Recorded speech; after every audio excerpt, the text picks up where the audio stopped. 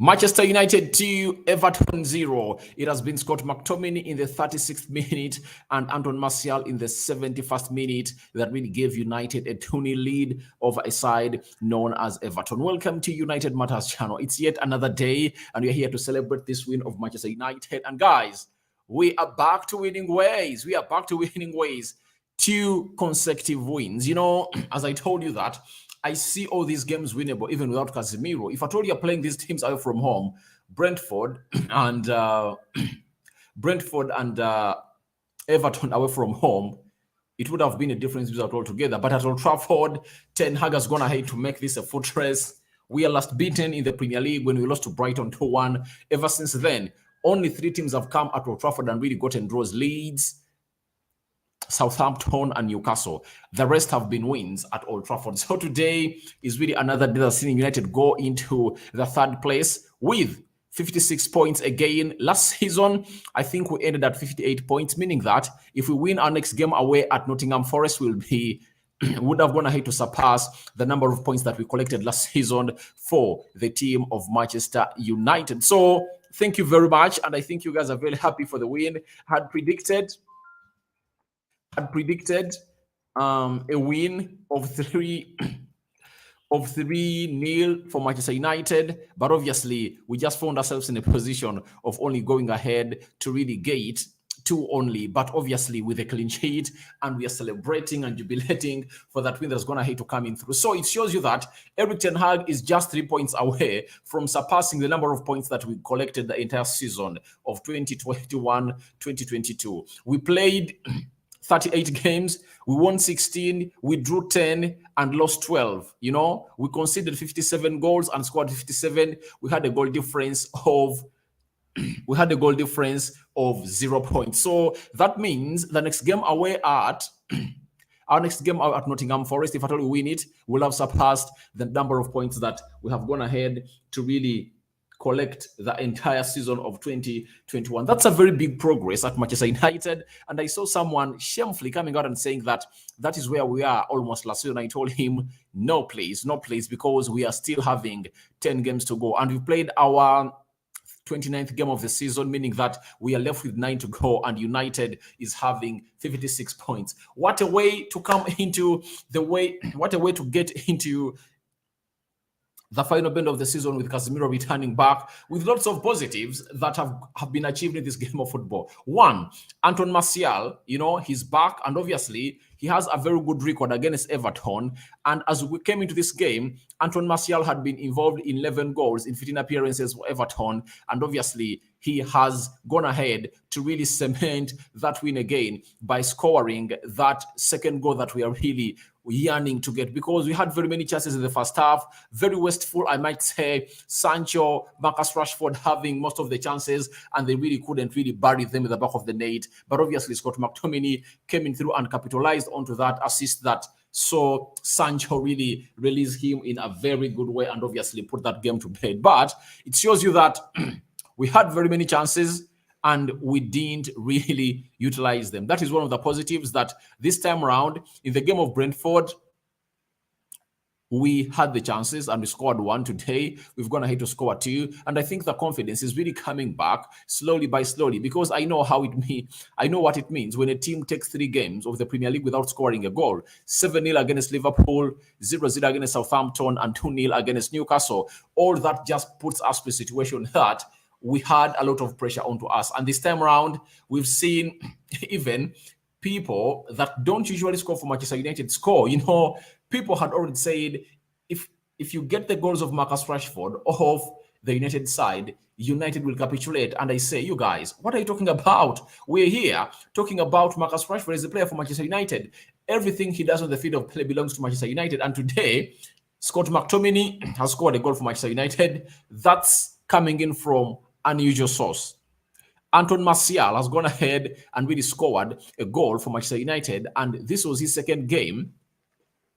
It was his 3rd game returning from injury, and he has been playing almost 30 minutes in all those games. Against Newcastle, he played 30 minutes and he got a shot on target. Against Brentford, he played 30 minutes, and today he has played 30 minutes, and obviously that sums up to 90 minutes, and that's 1 goal, meaning that Anton Martial's match to goal ratio is really so much huge. And if Atoli can keep himself fit, we can find ourselves in the position of really going in and scoring in very many goals. That is another positive that we registered today, that we've registered a goal or goals from unusual sources. Then the other one is an assist coming in from Marcus Rashford. Guys, when did you last see Marcus Rashford putting up an assist for a United player? I think it was way back, was it last year even? Because Rashford had only 3 assists into the Premier League. Now he has gone ahead to get his 4th assist in the Premier League, 15 goals and 4 assists. Not bad for him, though he walked off with a groin injury, but we just want to know how long is it going to be and how serious is it for the boy of Manchester United. But all in all, I want to let you know that this is United. We are firing in, and obviously we are back winning ways. Again, we are really back to that level of really stretching our winning levels to where we're supposed to be. And we've gone ahead to win this other game of football today. And United has gone ahead to put in a very thrilling performance. The other positive is a clean sheet kept today. A clean sheet kept today again at Old Trafford. You know, we kept a clean sheet against Brentford. That was the 12th clean sheet that David De Gea had kept this season in the Premier League. And I told you in the match preview, if I told you see David De Gea keeping a clean sheet today, just know he would have leveled up with Nick Pope at 13 clean sheets, meaning that David De Gea is in the conversation to win the Golden Glove of the league. You know who wins the Golden Glove? The goalkeeper that keeps the most number of clean sheets in the season is the one who really takes that Golden Glove. This time around, he is into for it. And to me, today David De Gea had almost nothing to do in goal apart from doing the ball distribution. And it was really great. He found himself even on an assist. If at all, Anthony had really gone ahead to really put that ball at the back of the net. You know, Anthony was really wasteful today, guys. He was really wasteful today, and he's one of those players I'm going to come in and front in the negatives. But the other positive, Bruno Fernandes today, Bruno looked great. You know, he was releasing Anthony and Marcus Rashford from our final third. Sorry, from the first third of the pitch. That shows you how Bruno and how good he was. Though there are spaces, but he doesn't usually do it, meaning that was the game plan for today because he did it endlessly. He did it endlessly. David De Gea did it. Lisandro Martinez did it. Almost every player in the first third of the pitch of United was going in for that ball over the top, and we would have gone ahead to find ourselves onto scoring very many goals. Rashford was released close to 4 times, faced the goalkeeper, and couldn't score any of those.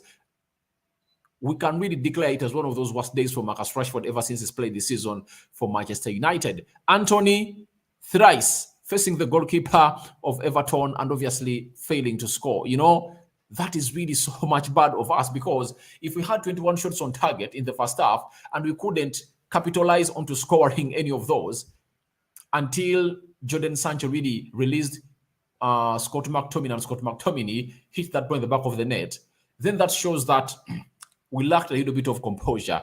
And Marcus Rashford looked like he had something wrong with him today. However much Ten Hag insisted to start him, and I think it just went ahead to open up towards the end of the game and really got a groin injury and really walked out of the pitch, because the Rashford I know cannot miss out on 4 of those chances that he got in the first half. Out of those 4, at least would have scored 1. But out of the 4, he never scored any of those goals, and it was really very bad for the team of Manchester United. And we found ourselves in a position of really living recklessly into that game of football that would have costed us the game. So guys, smash the like button, comment and share. If at all you're watching us for the very first time, endeavor to subscribe to this channel so as not to miss out on stories that we do upload in here on a daily. Allow me go into what we call the match stats today. Then I'm going to return and really read through what we call your comments into the live chat. Now, United in the entire game had 29 shots on target. 21 of those came in the first half, meaning that 8 came in the second half, and 15 shots by Everton. United had 11 shots on target out of the 29, meaning that we lacked composure. We would have gotten more. 29, we deserved like 15 on target. Everton had only 1 shot on target, meaning that however much they had 15 shots, we really closed them very well as Manchester United. They couldn't really get a chance. Everton had only 1 shot to find themselves into the face of our goal to really hit us on target. Then 64% ball possession by United. Everton had 36% ball possession. Then 609 passes completed by Manchester United. Everton completed 326. That is great for Manchester United. That's great for Manchester United because that means we averaged 300 passes per half. 87% passing accuracy, that was great. 71% passing accuracy for Everton. 10 fouls by United, 9 fouls by Everton. 0 yellow cards to Manchester United and 0 yellow cards to Everton, meaning that the referee was not really pocket happy and he never really issued any. 0 red cards to both sides, 3 offsides to Manchester United, 2 offsides to Everton, 10 corners for Manchester United and 4 corners for Everton. Let's talk about the set pieces before I come into to read your comments into the comment section below, because you guys have already started to throng that live chat. Now, talking about the 10 set pieces, I think the execution of set pieces is really changing at Manchester United. Bruno Fernandes just went in for an outside pass that found Anthony. Anthony hit the ball. It rattled off the bottom post. Bukayo Saka had a chance. Not Bukayo Saka. It's Aaron Wan-Bissaka had a chance to really score for United, and he really missed out onto that. But it shows you how good we had really gone ahead to orchestrate that dispatch of our goals. You know, our set pieces, I mean. So United on the day looked really great in that build-up of set pieces. Let's go to Nsereko Robert. Man United forever. Thank you very much for watching in through. The first today, guys. Thank you, Nsereko Robert, for commenting in through. Then Samuel Juliana Martial brings stability in front. Obviously, he brings stability up front of the pitch, because when he comes in through, you see to it that we have a converging point for our attack.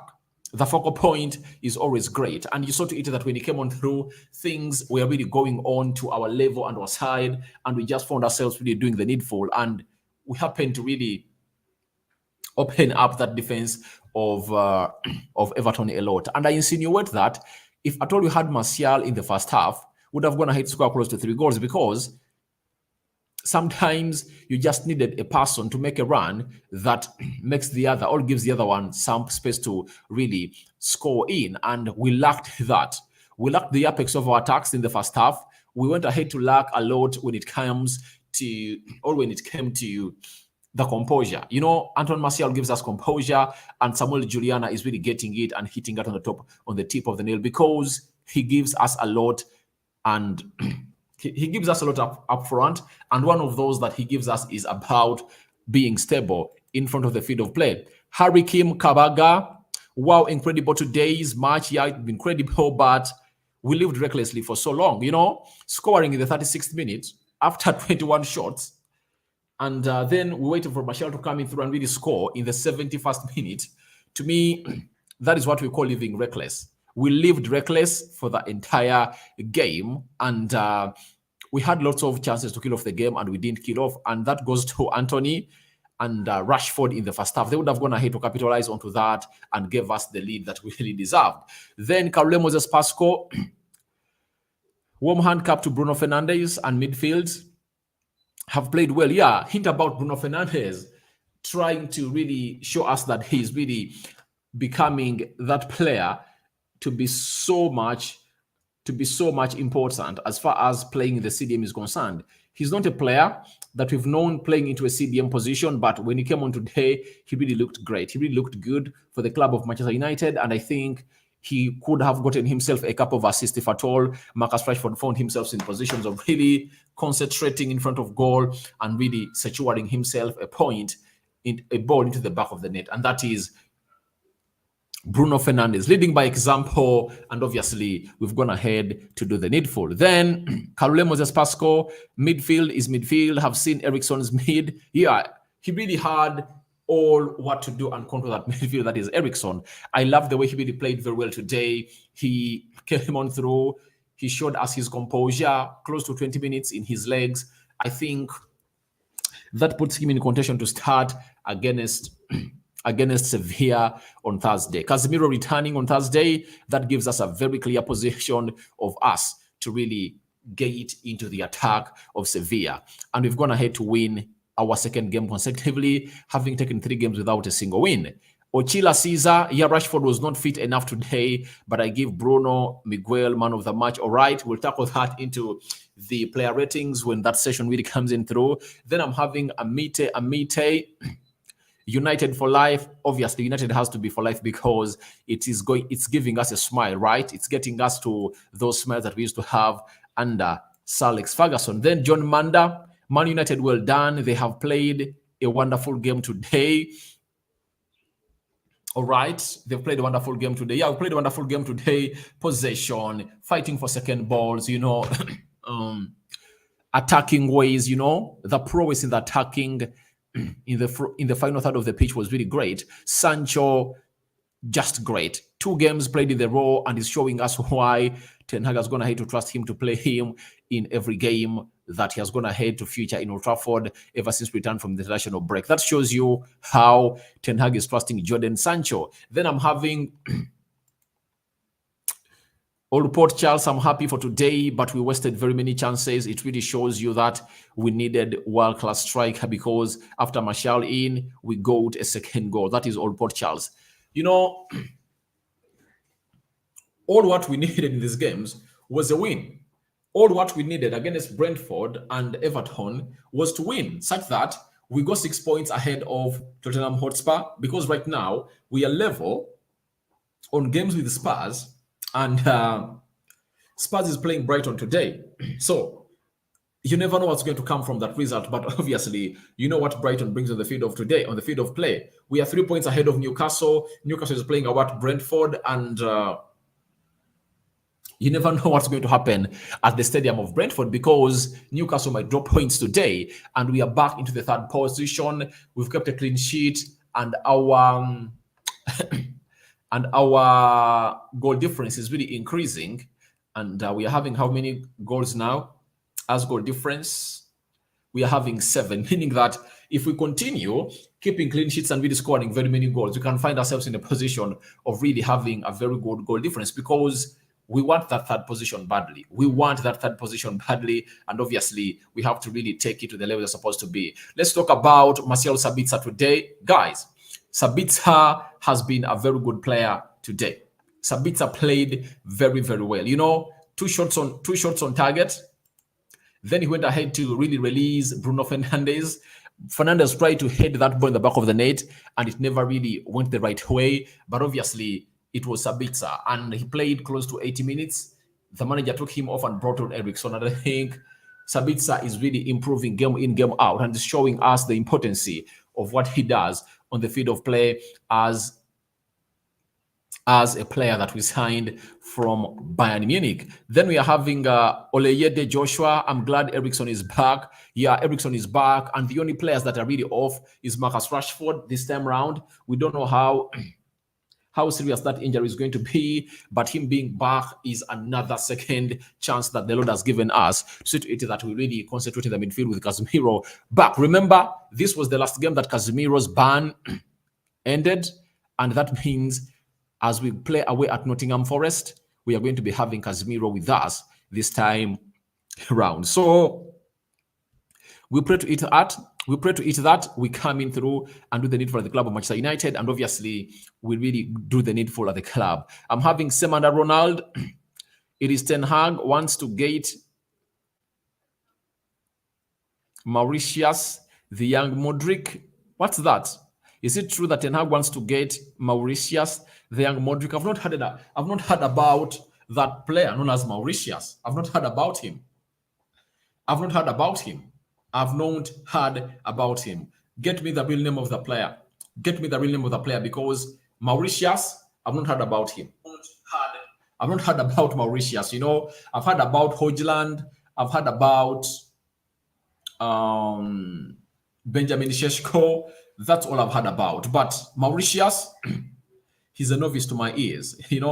I've not heard about him this season. So guys, smash the like button, comment, and share. If at all you're watching us for the very first time, never subscribe to this channel, so as on visible stories that we do upload in here on a day. Let me share a little bit of the table as how we've gone ahead to progress today.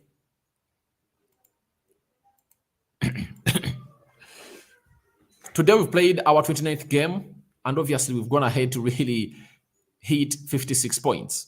You get 56 points. We are 3 points ahead of Newcastle.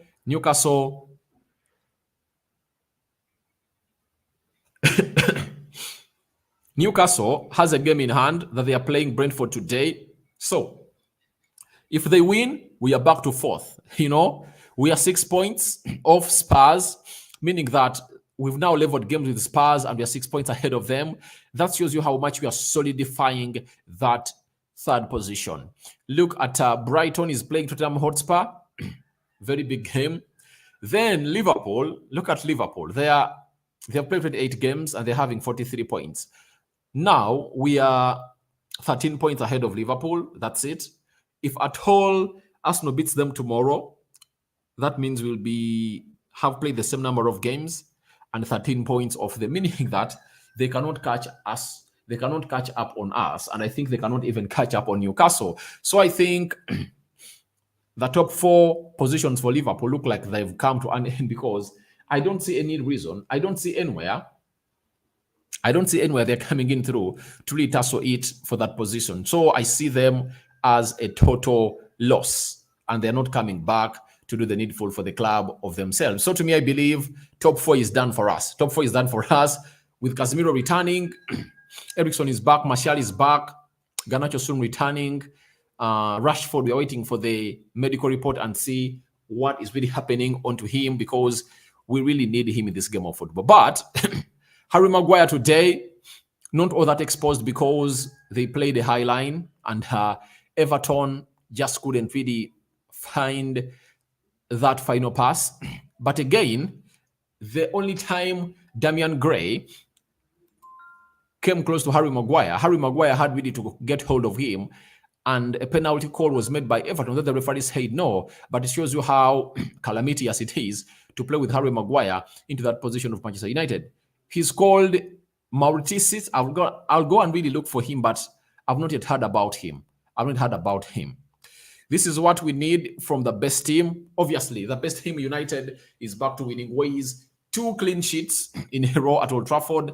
As I projected that we are going to win all those games, even without Casemiro. Bruno Fernandes has gone ahead to really act as a patch for Casemiro. And I think it's over for him to be played as a patch. And we're waiting to see how in the game of Sevilla, Ten Hag is going to go. Is he going to go in for Bruno Fernandes and Casemiro in the double pivot? Is he going to go in for Eriksen and Casemiro, Sabitzer and Casemiro, Fred and Casemiro? We don't know. But the other talking point is all about Anthony and how wasteful he was on the day. If we drew today, all of you would have been on Anthony that he got chances and misused them. But because we won, you are really overlooking that. But on the other day, we really get those chances. Instead of really releasing Rashford onto the third chance he gets, he goes in for a curling effort on the far post. And he's really so predictable that these teams know what he does. And the goalkeeper just knows that he cannot go to the near post. He goes onto the far post and he dives that side and saves the ball. So I think Anthony is too predictable and needs to find himself in a shell of not being predictable in every game he plays for Manchester United. So guys, thank you very much for checking through.